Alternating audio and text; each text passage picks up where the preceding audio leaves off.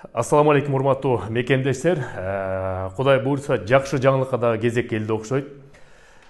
Кече күнү Москва жергесине Россия Федерациясына Кыргыз Республикасынын эмгек социалдык камсыздоо жана миграция министри келген болчу, Кудайберген Базарбаев. Ал киши бүгүн 13 сентябрда Москва жергесинде Сахарова борборуна многофункциональный миграционный центр ошол жерге барды. Ал жерден генеральный директор Сергей Балдин менен жолукту.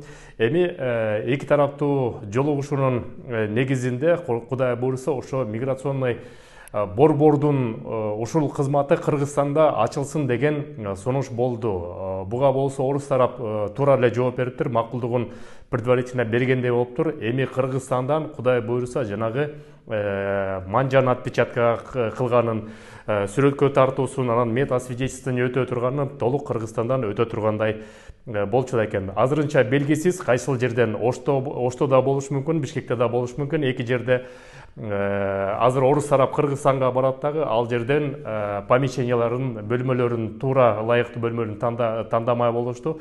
Кудай буйрса, жакынкы жарым жыл, бир жылдын ичинде Кыргызстанда ошондой борбор ачылып калса, бул дагы бир аз болсо да мамлекет тарабынан кыргыздарга болгон жеңилдик.